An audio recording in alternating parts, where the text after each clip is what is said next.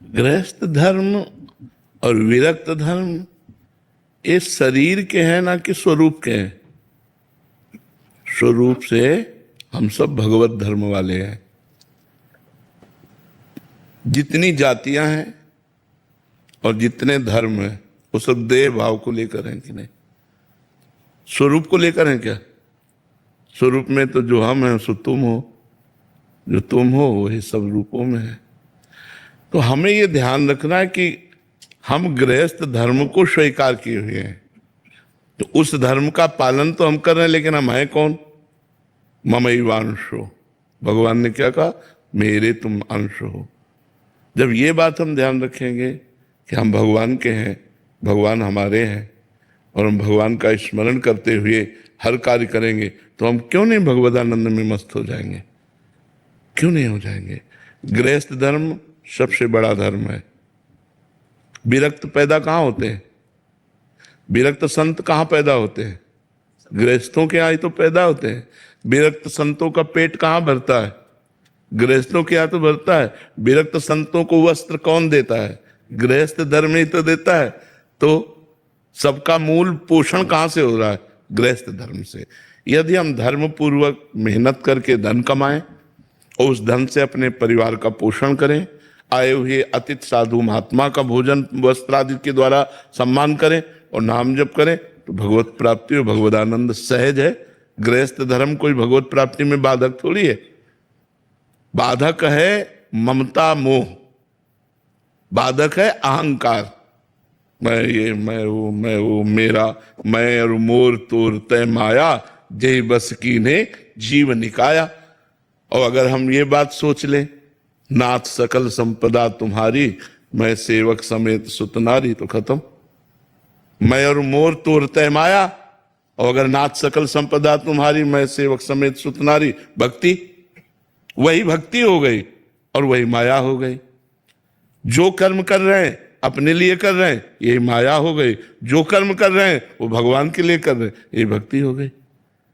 भाव बदल गया तो वही कर्म भक्ति हो गया, और भाव बदल गया तो अब जैसे हम भगवान का श्रृंगार कर रहे हैं, दिखाई दे रहा है भक्ति, लेकिन है कि 4 लोग प्रभावित हो, 4 रुपया चढ़ावें, वो माया बन गया, वो माया कृत्य हो गया।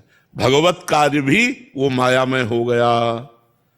और माया में कार्य है, आप दुकान में बैठे हो, धंधा कर रहे हो, लेकिन आपका उद्देश्य है कि अगर आज 100 रुपया ज्यादा आ जाएंगे तो हम वृंदावन जाएंगे, बिहारी जी के दर्शन करेंगे और एक संत को भोजन पवाएंगे। अल्ले वही माया में कार्य भक्ति बन गया, भगवत कार्य बन गया। तो गृहस्थ धर्म को आप ऐसे ना देखिए, पर इतने कार्य हैं, इतनी प्रकार की धाराएं हैं चिंतन की, कि वो चिंतन समेट नहीं पाता। अगर समेट ले तो भगवदानंद में मस्त हो जाए। और समेटने का तभी हो सकता है जब भगवान के भरोसे हो जाए और भगवान के आश्रित होकर, नाथ सकल संपदा तुम्हारी, मैं सेवक समेत सुतनारी, सब काम बन जाएगा। ऐसी भावना से चलो और नाम जप का प्रयास रखो, तो गुरु कृपा से, भगवान कृपा से गृहस्थ धर्म में भी आप महाभागवत हो सकते हैं, आप भगवान के चिंतन परायण हो सकते हैं। और बड़े बड़े महापुरुष हुए, अम्बरीश जी तो चक्रवर्ती सम्राट थे। अपने तो एक गृहस्थी में 2-4-10 लोग, वो तो पूरे चक्रवर्ती राजा थे और महान भक्त थे भगवान के, जिनकी रक्षा में सुदर्शन चक्र रहता था। सोचो, दुर्वासा जी को भागना पड़ा अम्बरीश जी के आगे। ऐसे महाभागवत कि उनका अपराध बन गया तो भागना पड़ा, त्रिभुवन में सुदर्शन चक्र ने खदेड़ लिया, और आके अम्बरीश जी के चरणों में जब पड़े तब उनको शांति प्राप्त हुई। तो हमें लगता है कि गृहस्थ धर्म बाधक नहीं, गृहस्थ धर्म तो और साधक है। यदि हम भजन ठीक से करें तो 4 को खवा कर पा रहे हैं, कहीं भंडारा पाने नहीं जा रहे, स्वयं मेहनत करते हैं, अपने परिवार का पोषण करते हैं और 1-2 को पवा देते हैं। ये सबसे बड़ा कार्य है। गृहस्थ धर्म कोई छोटा धर्म नहीं, हमें तो लगता है सबसे बड़ा धर्म है, क्योंकि इसी से सब धर्मों का पोषण होता है, सब महात्माओं का सबका पोषण इसी से होता है। तो बहुत अच्छा भजन हो सकता है। मन करता है गुरुदेव को छोड़ के सब वृंदावन चले आए। जो तो क्या करोगे? आप भंडारा खा के संसार का चिंतन करोगे? समझ आया ना? घर गृहस्थी में धर्म से चल रहे हो तो मन वैरागी हो रहा है, और जब वैराग लेकर के आओगे तो घर का चिंतन आएगा, पत्नी का चिंतन आएगा, पुत्र का चिंतन आएगा। हमारी बात मान लो, वहीं रहकर भजन करो, डट के मेहनत करो, परिवार का पोषण करो, नाम जप करो, मंगल हो जाए। की मुश्किलों का सामना कैसे कर सकता हूँ? जब मैं हताश या निराश महसूस करता हूँ तो मुझे क्या करना चाहिए? नाम जप, नाम जप में बहुत सामर्थ्य है। मैं आपको अपने अनुभव की बात बताता हूं। नाम जप में इतनी सामर्थ्य है कि किसी के सहयोग की जरूरत नहीं है। आप हर तरह से पार हो जाएंगे, हर तरह की मुसीबत से पार हो जाएंगे। तो अगर हम भगवान का भरोसा करते हैं तो हमारी आर्थिक, हमारी स्वास्थ्य, हमारी सामाजिक, हमारी बौद्धिक हर समस्या का समाधान हो जाएगा, क्योंकि भगवान सर्व सामर्थ्यशाली है। संसार में कोई अगर अपनी कमी बताए भी, अपनी समस्या बताए भी, तो दूसरा शोषण कर सकता है, पोषण नहीं कर सकता। रही मन की मन व्यथा, रखिए मन में गोए, सुनी ठिलई है लोग सब, बात न लई है कोई। इसलिए अपनी बात भगवान से कहो और नाम जप करो, और नाम जप से देखो मंगल होता है कि नहीं। काउंटर खरीद लो, एक अंगूठी की तरह पहने रहो, राधा राधा राधा राधा राधा। जपते हो? नहीं जपते हो। इसीलिए कह रहा हूं, एक काउंटर खरीदो और आज से 10,000 नाम रोज जप करोगे, राधा राधा राधा राधा 10,000 बार। जब समय मिले, चलते फिरते उठते बैठते, उसमें क्या है, 10,000 उसमें जब गिनती आ जाए तो समझ लो एक दिन का काम हो गया। 10,000 नाम रोज जप करो, फिर देखो भगवान की कृपा। ठीक है? हाँ। अच्छा, जैसे हम ये बात कह रहे हैं ना, हो सकता है इनको विश्वास लाओ, क्योंकि इसमें पैसा नहीं लगा। आज का कलयुगी प्राणी ऐसा है कि एक कलावा, थोड़ी सी राख, थोड़ा सा जंतुर मंतुर, उस पर विश्वास हो जाएगा, लेकिन राधा नाम पर विश्वास नहीं। अब फिर ही आए तो उनकी बात का बात तो नहीं। अगर बात का महत्व हो जाए तो हम भाई कह रहे 10,000 नाम रोज जप करो, और आप देखना आगे चल करके भगवान के नाम में भाव कुभाव अनखाल सहु, नाम जपत मंगल दिशि दसहु, 10 दिशाओं में मंगल हो जाएगा। पर जो आपको सुनते हैं सोशल मीडिया के माध्यम से, यहाँ आ नहीं सकते, वो भी इस नियम को पालन कर सकते बिल्कुल हैं? बिल्कुल बिल्कुल बिल्कुल क्योंकि पक्का। अगर करेंगे तो महाराज जी उनका भी तो लाभ ही हाँ, है। बिल्कुल पक्का लाभ होगा। कितने ऐसे लोग आए हैं जो सुन करके सुधर करके आए हैं, हमारे पास बाद में आए, पहले सुधर गए हैं, पहले उन्होंने गंदे आचरण त्याग दिया, फिर वो हमारे पास आए हैं। ऐसे कितने लोग हैं, ऐसे कितने लोग हैं। तो ये व्यर्थ थोड़ी जाएगा। आप मोबाइल से भी सुने तो व्यर्थ नहीं जाएगा।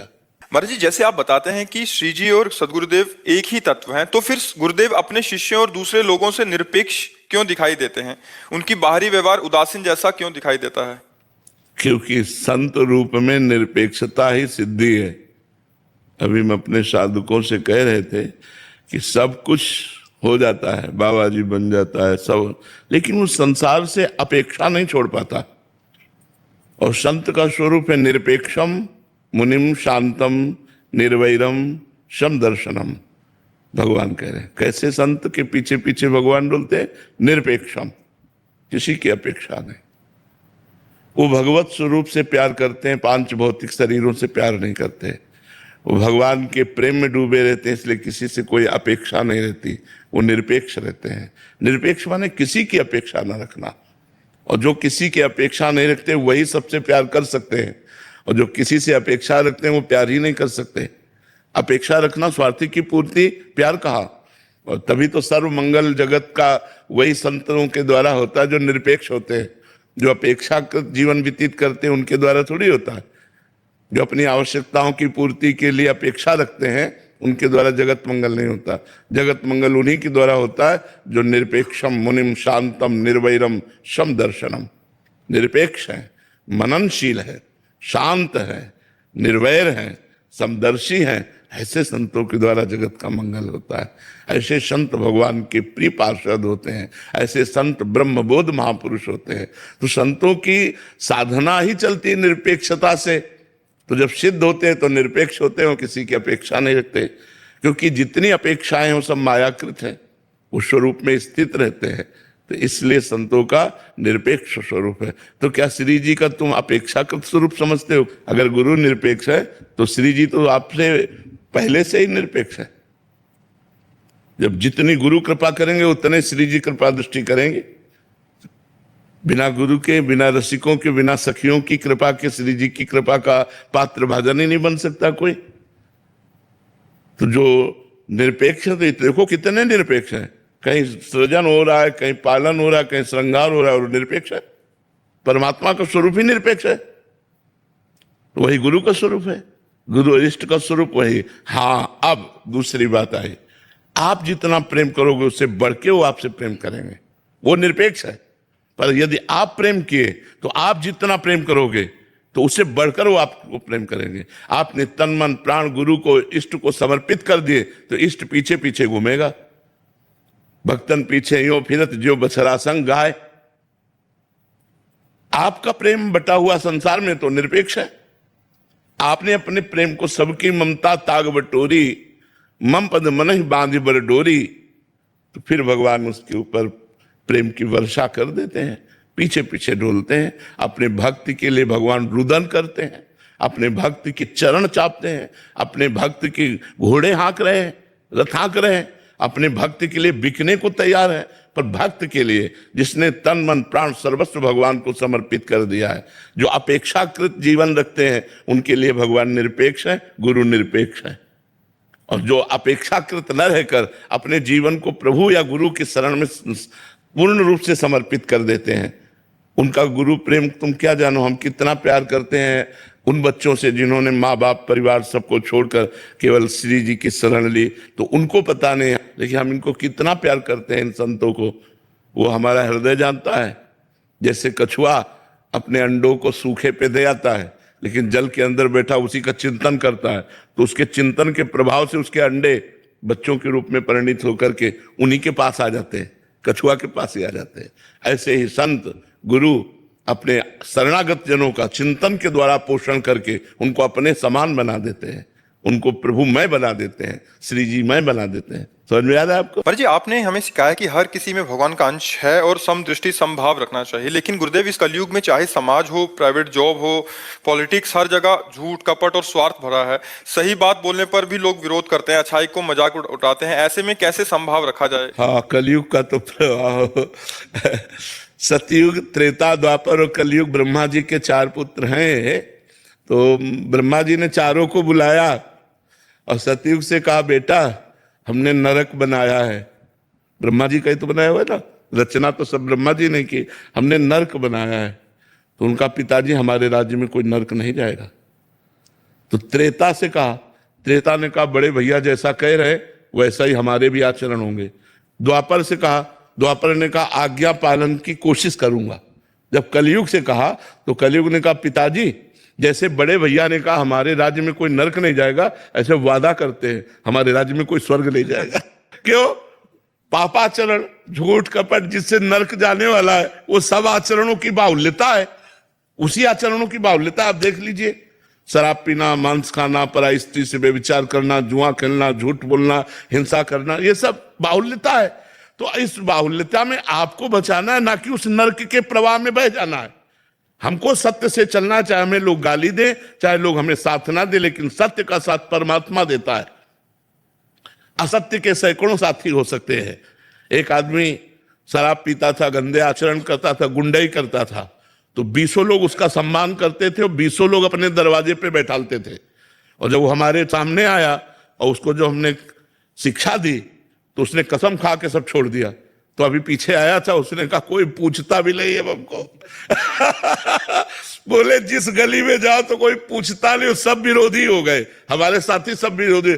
तो संसार, हम सही कह रहे हैं, संसार ऐसा है। और अगर सीधा आदमी है, धर्म से चलता है, तो उसका उपहास किया जाएगा। कलयुग का ऐसा धर्म है। लेकिन हमको चाहिए कि हमें अपने धर्म से चलना चाहिए। लोग गाली दें, उपहास करें, लेकिन भगवान हमारा साथ देंगे। सच्चाई से चलेंगे तो हमारा मंगल हो जाएगा, बुराई से चलेंगे तो हमारा नाश हो जाएगा। धर्म से चलोगे तो सही ढंग से चलो, अधर्म से चलोगे, ज्यादा उपद्रव करोगे, पुलिस मार देगी तुम्हें, या तो विविध प्रकार से आप रोगग्रसित हो जाओगे, नष्ट हो जाओगे।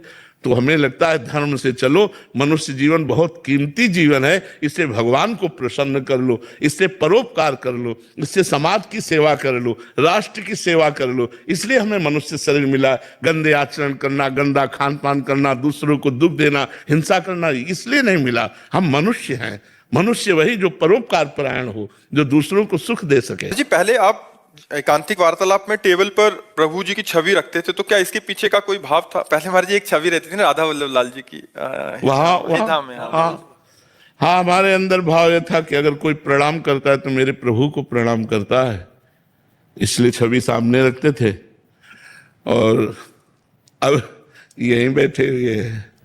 तो छवि की जगह ये हृदय भी तो मंदिर है, इसमें भी तो मेरे प्रभु बैठे हैं। तो तुम्हें देखने के लिए वो बाहर छवि रखी थी, अब उसी को यहीं विराजमान रखते हैं कि यहीं विराजमान है, और दूसरा भाव ये विराजमान है।